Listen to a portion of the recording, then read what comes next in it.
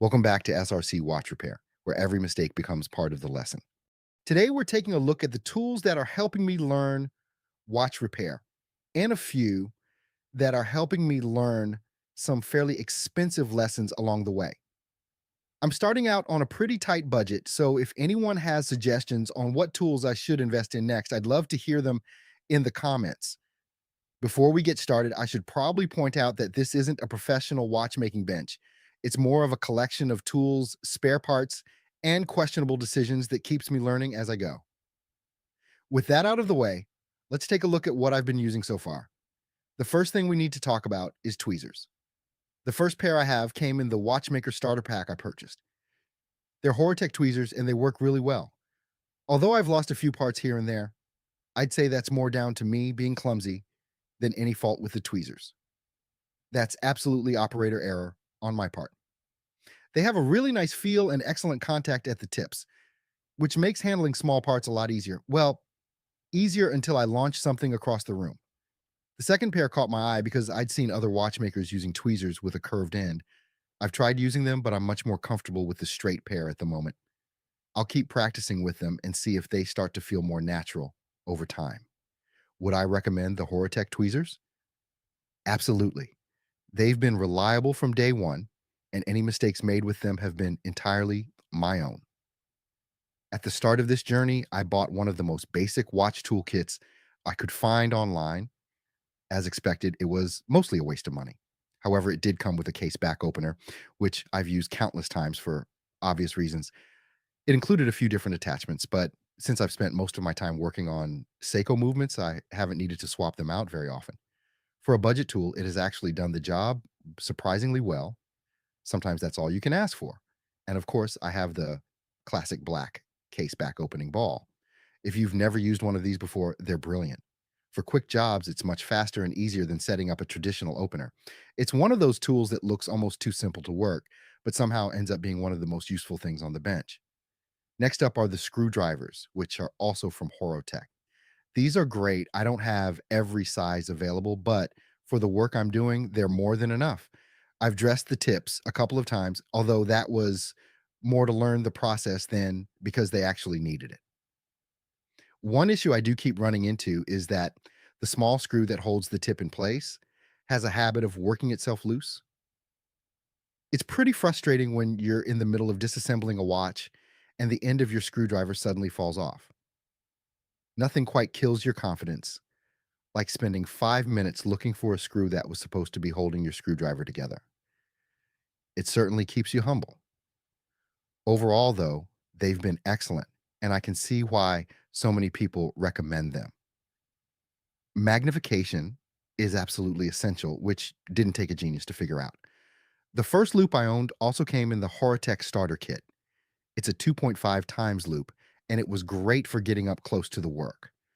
The problem was that I never really felt comfortable wearing a loop all the time.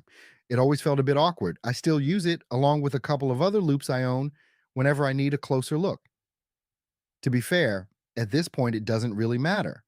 I can clearly see problems through this thing. I just don't always know how to fix them yet.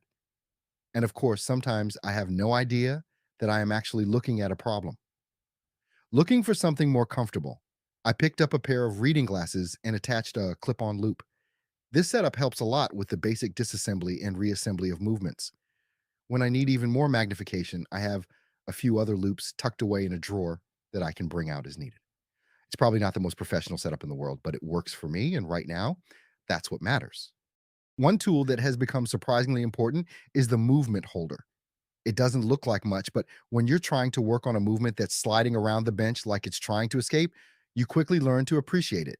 It keeps everything secure and saves me from chasing parts across the desk. I'd say the best holder I have is my black one, which is from Horotec. It turns very smooth when adjusting and does not seem to have much play. The only issue I've come across is when I work of a Seiko 7009 movement, it does not seem to hold it very well. It keeps wanting to jump out. I could be doing something very wrong on my end, so would love some tips on this. I do use the most basic holder I have when I work on those movements as they can hold it better. I also have multiple generic ones of the same style, which I have picked up along the way. But if I have the Horotec, why wouldn't I use it? I also went down a little rabbit hole looking at vintage tools on eBay and came across a movement holder. I thought that's vintage. It must be great.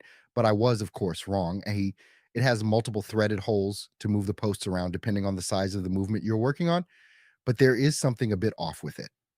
When I tighten it up, only two of the posts make contact with the movement so it can spin, which even I can tell is not good. I would have to choose, I would go with the Horotec every time. I also have hand removal and hand setting tools. These are another category of tools that seem incredibly simple until you actually try using them. Removing hands without sending them into orbit takes a bit more finesse than I expected, and setting them back on straight is a skill I'm still trying to master. Watching an experienced watchmaker do it makes it look effortless. Doing it yourself is a very different experience. When installing hands, I have a few tools where you just push the hands on yourself, but I would every now and they would have the hour hand aiming up or down, so it would end up bumping into something. To remedy this, got a very cheap hand installation tool, which lets you put the hands by keeping the pusher perfectly straight. This has helped a lot. The tool I regret. To be clear, I do not regret the tool itself, but more the cheap rubbish I actually purchased. It is this crystal remover. It worked great the first time, and all the ends of the teeth instantly lost their edge. Now it would not hold anything without it popping out and flying away. I definitely would like a better quality version, but I think I will wait for now. As something I have realized in my inexperience is that I can't always tell how to remove the crystal, as I have seen a few ways, but just looking at the watch, I can't always work out which way I should do it. What I've learned so far. One thing I've learned very quickly is that watch repair is a lot less about having the perfect tool and a lot more about patience. When I first started, I thought buying the right tools would somehow make everything easier. While good tools definitely help, they don't magically stop you from making mistakes. Trust me, I've tested that. I've learned that taking your time is probably the most important skill you can develop. The moment you start rushing, that's usually when something goes wrong. A screw gets stripped. A spring decides it no longer wants to be part of the watch, or a part launches itself into another dimension. Another lesson has been learning how important organization is.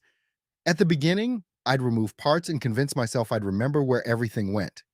A few minutes later, I'd be staring at a collection of gears and screws, wondering what kind of madness my past self had created. Now I try to keep things organized, take photos, and make notes as I go. It doesn't always prevent mistakes, but it definitely reduces the number of times I have to completely retrace my steps. I've also developed a huge amount of respect for professional watchmakers. Before starting this hobby, I knew watch repair required skill. After taking a few movements apart and attempting to put them back together again, I now realize just how much skill it actually requires. The tolerances are tiny, the parts are delicate, and every movement seems to have its own little personality. Some cooperate, others seem determined to fight you every step of the way. My biggest beginner mistakes. Since we're talking about learning, I thought I'd share a few of the mistakes I've made so far. If you're just starting out, maybe this will save you some frustration. The first mistake was buying cheap tools just because they were cheap. Now, I'm not saying you need to spend a fortune when you're getting started, but there is definitely a point where something becomes so cheap that it stops being useful. I've bought a few tools that looked great in the pictures and immediately felt terrible the moment I picked them up. The second mistake was underestimating how important lighting is. And you can have all the magnification in the world, but if your lighting is poor, you're making life much harder for yourself. Good lighting has probably improved my work more than some of the tools I've purchased. Another mistake was jumping into projects that were a little beyond my current skill level. It's very tempting to look at a complicated movement and think, how hard can it be? The answer, as it turns out, is often much harder than I expected. Starting with simpler movements has taught me far more than immediately diving into the deep end. And finally, I've learned not to get discouraged when things go wrong.